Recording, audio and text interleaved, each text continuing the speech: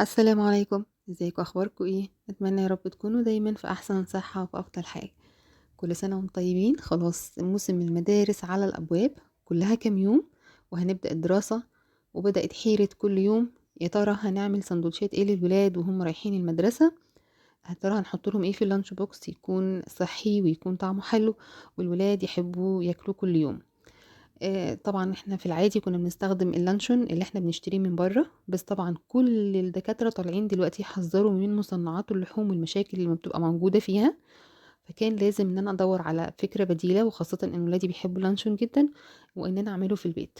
جرّبت أفكار كتير وكلنا أكيد جرّبنا، ولكن كانت بتبوء بالفشل، ما لهاش أي علاقة باللانشون تمامًا.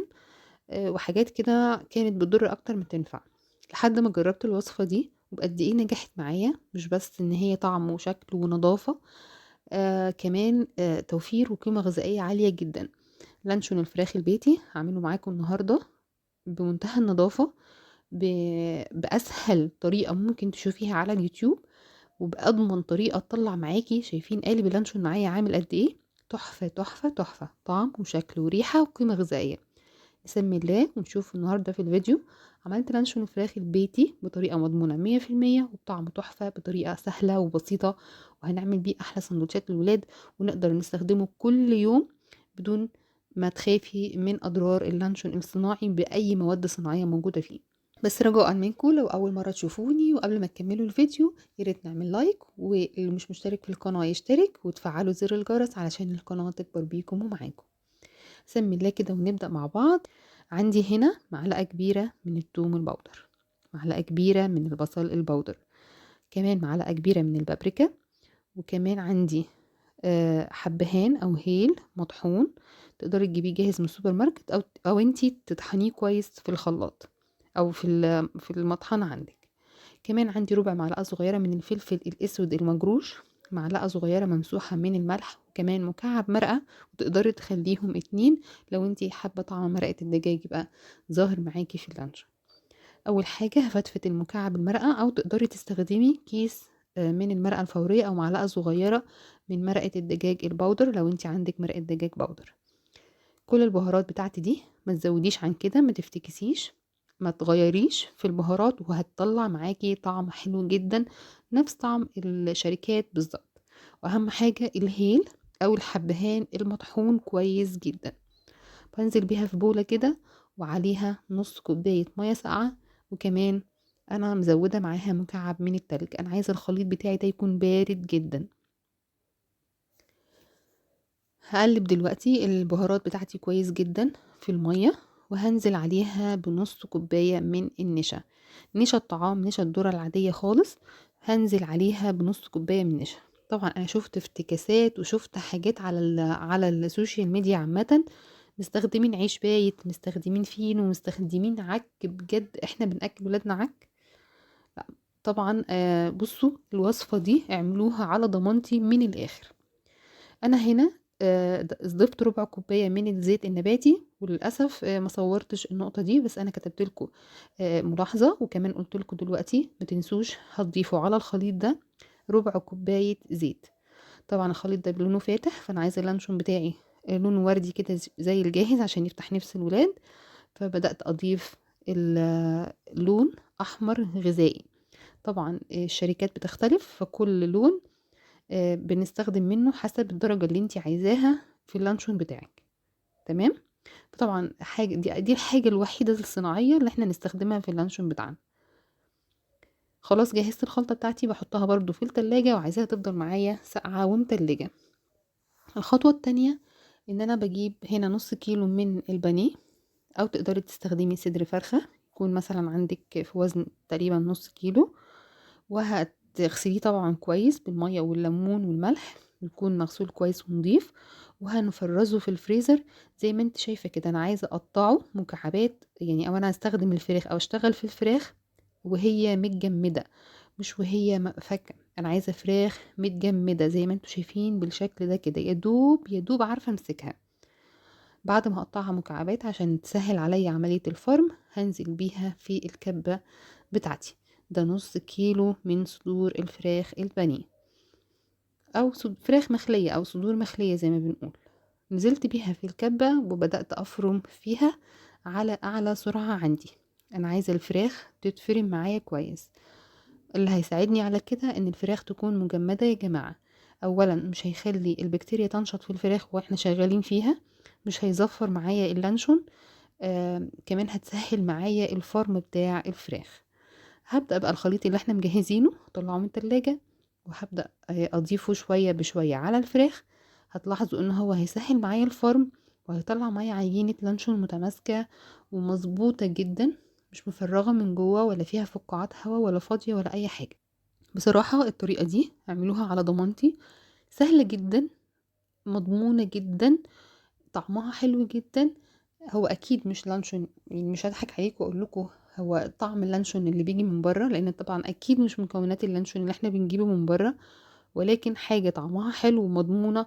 وكفاية ان هي قيمتها الغذائية عالية لانها بروتين حقيقي، يعني بروتين طبيعي، كلها فراخ، مش حاطين فيها لا عيش ولا بيض ولا جبنة نستون ولا دقيق ولا الحاجات اللي ملهاش اي علاقة باي حاجة. دي احنا مش بنعمل كيكة، دي فراخ حقيقية، بروتين حقيقي هيدخل جسم أولادنا وصحي 100%. بستمر في فرم الفراخ، وكل شوية بنزل الجناب وبضيف شوية من السائل بتاعي اللي احنا مجهزينه أو الخليط اللي احنا مجهزينه، لحد لما بتتكون معايا عجينة ناعمة بالشكل ده، شبه كريمية جدا وبتكون متماسكة.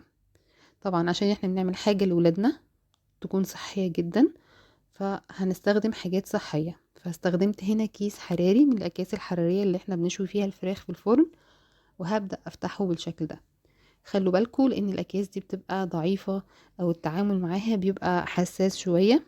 فبفتح الكيس كده، ما تكسلوش وافتحوا الكيس صح، بتعملوه زيي. فافتحوا الكيس كده مظبوط، وبعدين افردوه كده على الرخامة، وهنحط عليه معلقة من الزيت، وهبدأ أدهن الكيس بتاعي. ما تنسوش يا جماعة الخلطة بتاعت اللانشون كان فيها ربع كوباية زيت نباتي. دهنت الكيس بتاعي بالزيت كويس، وهبدأ انزل عليه بالخلطة بتاعت اللانشون. احنا مجهزينها مع بعض وضربينها كويس جدا في الكبة.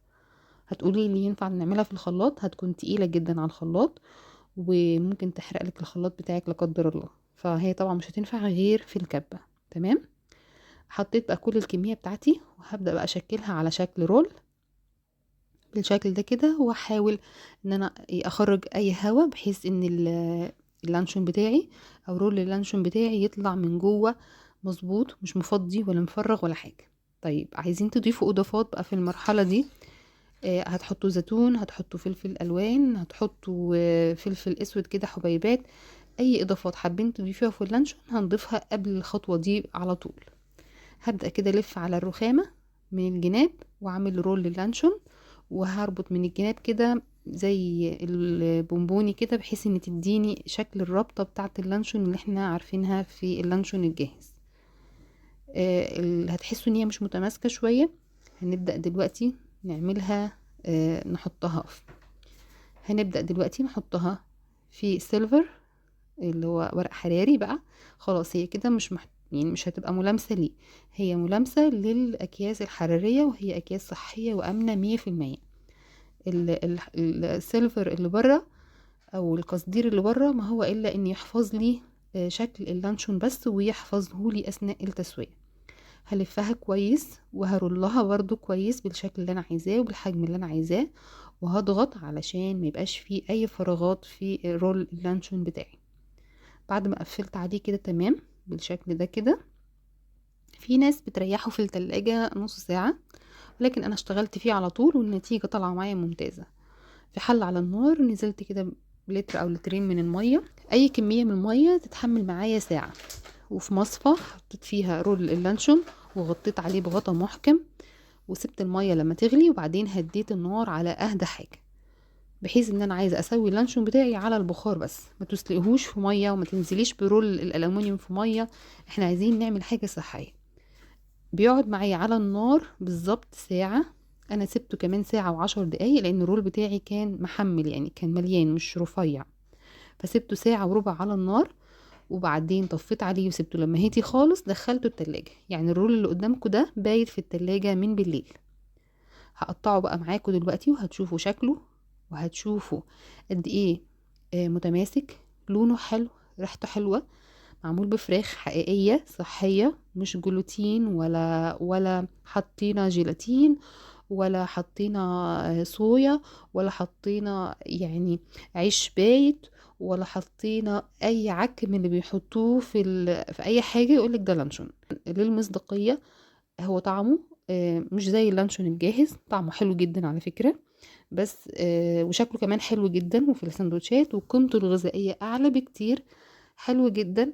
الولاد كمان حبوه. في السندوتشات هتحطي معاه مثلا خس وطماطم بقى وخيار وكلام من ده، ونقدمه في السندوتشات للولاد، بيبقى حلو جدا، طعمه حلو وصحي ومفيد.